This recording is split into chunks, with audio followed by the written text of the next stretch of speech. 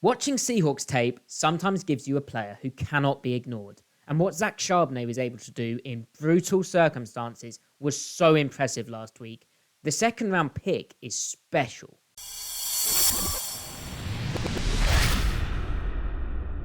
When a team's lost 4 games in a row, like the Seahawks unfortunately have, it can be hard to find that positive standout. And Charbonnet's 9 carries for 44 yards doesn't read spectacular, even though his 4.9 yards per carry average is nice. But it's the rookie's second round pick's ability to eke out yardage in brutal spots that popped on film. Spins, jukes, breaking ankles of defenders to keep plays alive, keep positive yardage going. This was special stuff. And honestly, and it's not just me who sees this, Peter Engler, who's in the Seahawks football research department, also sees this. There's a lot of kind of Marshawn Lynch to the way that Charbonnet is able to juke guys out in the open field. Yeah, I did say that. The Seahawks run game has struggled this year. Their rushing totals 28th in NFL total yardage, which would be their lowest placement since they finished 31st in 2010. Meanwhile, advanced analytics-wise, RBSDM.com has Seattle 22nd in rushing success rate, and ESPN charts the O-line's run block win rate as 22nd in the league. You can see on this 2nd and 6th run that the 49ers dominated the front side of the zone concept. You can see Nick Bosa set a really solid edge on the play, and then Anthony Bradford had a tough rookie moment. Bradford and Brown are looking to combo to team this 3-tech and then get Brown up to the second level, but unfortunately, Bradford just had too much, kind of got knocked off his combo by the center help right into the path of Charbonnet, and there's not much Charbonnet can do. And when the run game struggles up front, this is kind of indicative of what happens. Meanwhile, also focus on San Francisco getting clean run through on the backside as well. So there's just nowhere to go with this. Then on this 2nd and 13 backed up run, Charbonnet had nowhere to go either. And this time it's running power. So gap, zone, you're still having difficulties. This play, it's way too easy for Nick Bosa on the front side. Okay, you can spill a puller like he looks like he's doing here, but Damian Lewis just straight up whiffs. There's spilling where you take the block on with your inside shoulder, and there's doing what Nick Bosa did here, which is essentially blowing up the play front side. I mean, he's not even contacted, is he? Charbonnet is expecting, at least if this ball is spilled, with Bosa taking it on the inside, Charbonnet is expecting, hey, well, at least I can bounce outside, climb up here. We might be able to get this guy towards this way, and the alley is essentially between Nick Bosa and this linebacker. Unfortunately, with how Bosa slips this, there's just nowhere for this football to go, and super unfortunate. But somehow, Charbonnet is still able to get positive yards out of these difficult plays too. So on this play, the 49ers have one extra defender than Seattle has blockers. Just a simple math thing of, hey, we're going to play a single high safety, so we're going to have 1, 2, 3, 4, 5, 6, 7 for your 1, 2, 3, 4, 5, 6 blockers. Now, Seattle does some motion stuff, which is, trying to get guys occupied, trying to move the fit, bring the nickel into the fit, get the safety out of it, that sort of stuff. But ultimately, it's still the same math problem for Seattle where it's 1, 2, 3, 4, 5, 6, 7 for their 6 blockers. And you can see how Will Dissly stuck on the backside edge here, and there's just an unblocked defender in the hole. And Charbonnet is able to go to work in the open field. How does that happen? Well, after pressing this run concept front side, he cuts the ball back with the wash of the mid-zone concept as designed.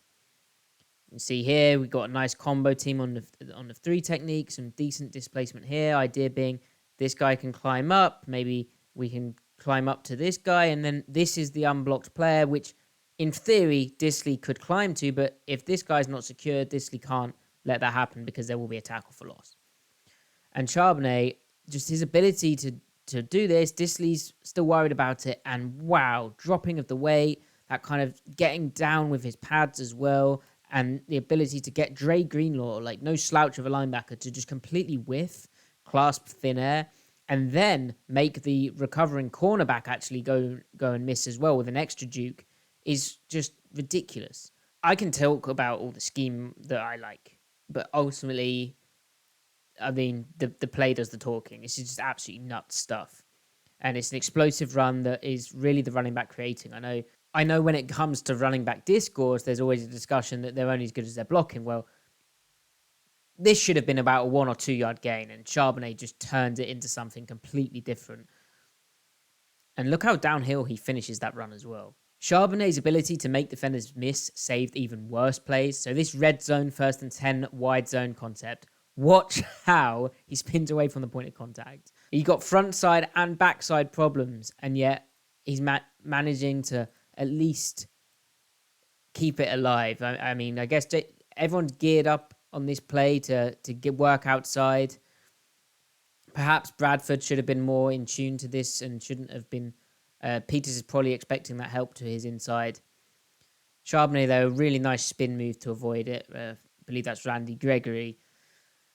Unfortunately, Nick Bosa had done the same thing on the backside, and really this is disappointing. I know he's wide here, but surely they have to expect, with it being a nub formation, with how a nub formation can get the cornerback involved in the run fit, and how teams would rather have the D-end playing the C-gap rather than the cornerback body type.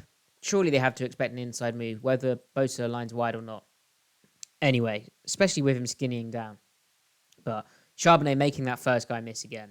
So this 1st and 10 run, you can see it's one that Drew Lock alerted to at the line of scrimmage, probably because the 49ers are showing a nice 2-high safety shell. That gives Seattle the numbers advantage in the box.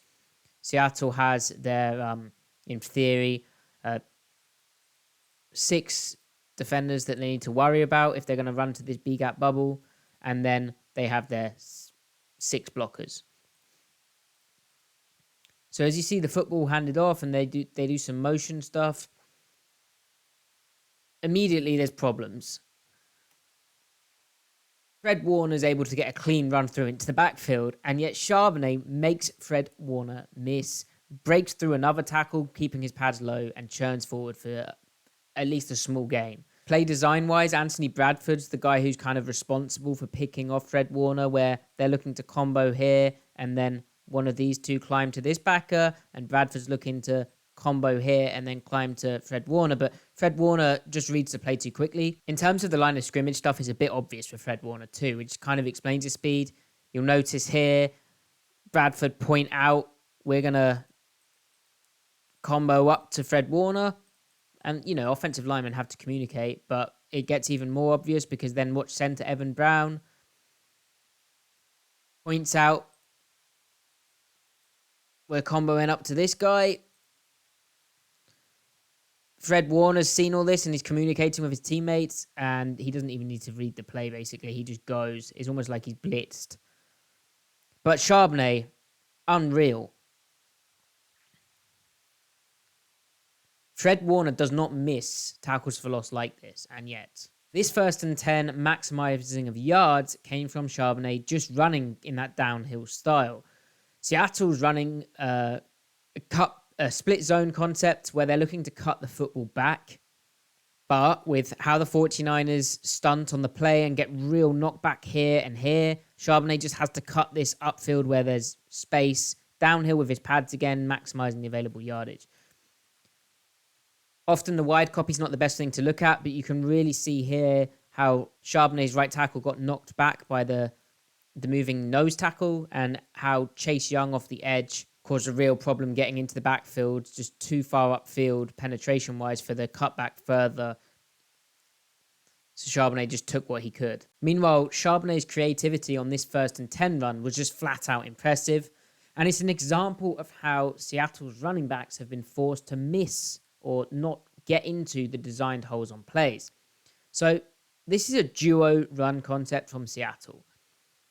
All that means is we're going to get some big double teams up here, big double team here, and the running back is asked to press the football downhill, basically off this double team here. And his read is the middle linebacker, which in this case, the Mike is Fred Warner for Seattle's blocking scheme. As Fred Warner comes downhill, Charbonnet keeps pressing, but he's quite fast downhill, relatively. So the read for Charbonnet would typically be to bounce the ball outside. So to run it down and then bounce the ball here, or if possible, bounce the ball out here. This is where the big yardage comes from, but unfortunately, the front side of the run was dominated by Nick Bosa. You can see how he jacks up the combination of the tight ends. You've got Dre Greenlaw working over the top of that, and you have an unblocked corner. The corner's unblocked by design, but this is winning the gap, and winning the gap is not there at all to further bounce out. You know Nick Bosa is able to shed that block. He's very much in control of that. Even Greenlaw, you could say, is too. Watch it from the other angle, the Seahawks perspective, pressing downhill, pressing this double where they've got pretty good movement on the 3-tech, good displacement, pressing downhill. If you're going to bounce that out here, it's not really going to be there. It's not really going to be there. So, naturally, you just hit it straight downhill. But Fred Warner is damn good, and he's able to scrape over the top of his 3 technique and fill the opening gap. Bradford and Abraham Lucas aren't quite able to reach him, while his 3-tech does move slightly as he steps down with the guard. He does get his hands on both players. He does his kind of job keeping Warner clean, and it's just a tough spot for Charbonnet. So a lot of guys would run into that arm tackle, but Charbonnet, and this is so uncommon, he cuts it back like it's zone. He's able to avoid Warner's arm tackle, avoid the contact, stick his foot in the ground, and get that kind of crease, which on duo runs you're not supposed to hit. But this is kind of creativity, improvising the concept, not the design, but getting the only positive yardage you can say is actually there on the play. Because you see how Warner fits in there. Absolutely impressive stuff. Especially for a rookie in the NFL to be able to find this sort of thing. That's not to say Seattle doesn't block runs well. You'd just like to see it more. And I mean, there's not much to say about Charbonnet here. This is just a toss play to the boundary, to the short side. And look, when he's in space, beautiful block out here from Damian Lewis, kind of a pin pull kind of deal with Charles Cross coming out. And there we go. Physical finish to the run. Any player could kind of carry that ball in the way that lane developed, couldn't they? But the nasty Charbonnet brings to the end of his stuff, that is kind of his unique or different type of trademark. Now, Charbonnet's elusiveness shows up in the open field too. Like how he took this 3rd and 6 check down versus cover 2, where it doesn't look like cover 2, does it? The 49ers are disguising. Fred Warner over the tight end out here, showing man-to-man. Safety here, looking like a one robber. You've got the corners inside. Oh, that's a safety, but looks like cover 1 robber. They want Locke to think it's this, man. So the coverage indicator lies to Locke. Instead, they spin into cover 2. You can see this guy has a heck of a long way to go to the deep half, and Tyler Lockett would have been interesting, but when you see something like this as a quarterback, when you feel the pressure, you're probably thinking check down, and there's Charbonnet. Good check at the line of scrimmage to check no one was coming. This corner in the cloud, conscious of rerouting DK Metcalf, flipping back to the sticks. And Charbonnet here is able to make the first guy miss on the check down, even though Locke gets there kind of late, thinks about throwing this over the middle pattern, doesn't in the end. Makes the first guy miss. Now, again, this is very, very pretty from the end zone. And, I mean, I don't know. I don't generally like comparisons, but this really does at least evoke elements of Marshawn Lynch. The way he's able to get so low like a slalom skier, so quick and shifty, and that very quick lateral movement. I mean, this is absolutely nasty. Defender on skates and staying up with the contact. Unfortunately, and not really through Charbonnet's fault, he's brought up just short. But in the 3rd and 6, got them into a 4th and 1. This defender doesn't have to worry about much, ultimately. It would have been, I mean, Jackson Smith and Jigba was coming there if Locke had kind of remained there. But I think he just didn't quite see what was going on in time. It all happened so fast. So, of course, Charbonnet's in that 1-2 punch with the second-year Ken Walker.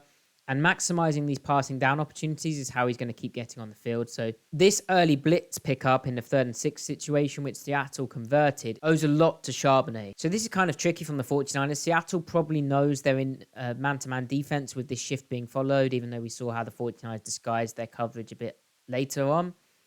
So Charbonnet thinks probably this guy's man-to-man on him, but he could also blitz. And with this overload look, Seattle's just going to play man protection. So big, big, big, big. And then the guard has the mugged up backer. But with how the 49ers twist up front, a guy comes clean up through the A-gap, and Charbonnet has the presence of mind to focus away from Warner and get to Dre Greenlaw through the A-gap.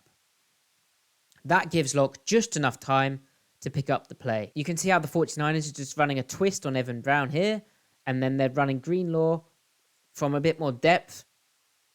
Charbonnet hoping he has eyes just for Warner or takes a moment too long.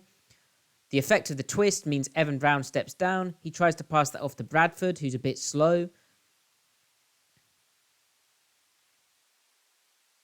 But there's Charbonnet taking the first blocker, and even though Locke was about to get hit, the first threat was picked up by Charbonnet, and Locke's primary was open, and so he delivers on time to Tyler Lockett's out route.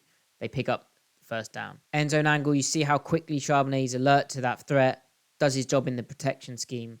Excellent work. Charbonnet played 42 of the snaps versus the 49ers, 25 in total, compared to Walker's 56%, 33. But he really did make the most of the pass pro situations. This 3rd and 8 pickup of Greenlaw was the right move in Seattle's man blocking scheme, with Charbonnet finding that most dangerous rusher. Locke was technically responsible for this free blitzer, the number 37, the safety, but Charbonnet just stepping down, staying square in the pocket, popping Greenlaw. That's a powerful position, which only looks kind of shakier because Locke actually just leaves the pocket. Remember, he's responsible for this guy. He decides to run around him, finds Tyler Lockett. They pick up the 3rd and 8. But again, good awareness from Charbonnet, scanning, understanding that, okay, if we got a twist here, this might step down and I might have to block here, but ultimately, as soon as this guy clears, I'm responsible for Greenlaw again. Doesn't get lulled to sleep. Picks up the most dangerous threat of his responsibility.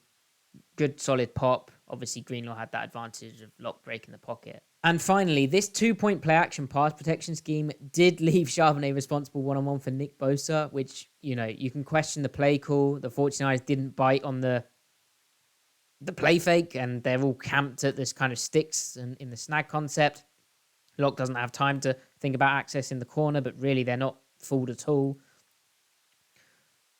But I think Charbonnet did an okay job here, to be honest with you. Okay, Pop. I mean, the real issue is the left side. Because ultimately, you want someone to be able to work with that. And Locke could have stepped up if Chase Young wasn't beating Charles Cross off the edge. Okay, he's not as square, and Bosa gets a spin move to disengage, but it's an okay effort, isn't it? So, I hope you enjoyed this video. It really would be nice, and I'm not piling on the offensive line here. I think play caller has to come into this. Everything comes into this, but it would be nice to see Charbonnet given a bit more consistently well-blocked and well-designed run concepts. It's rough out there right now, and imagine what he could do if the stuff he's using to stay alive and avoid the negative plays was put to use more often in the open field, via blocking, and he's not just having to string together multiple moves like a maniac. If you like the video, let me know by liking the video, commenting down below. Honestly, this week I was like, who am I going to do? And then lo and behold, you put on the tape and this guy, Charbonnet, is standing the heck out. Subscribe to the channel. I know so many % of you haven't subscribed to the channel yet, but when you're watching this, so please do. It means you won't miss a video, and it means you won't miss the Seattle Overload podcast, which will be live after the Monday Night Football when hopefully the Seahawks have halted their losing skid. You can follow me on Twitter at Matty F. Brown. Thank you very much.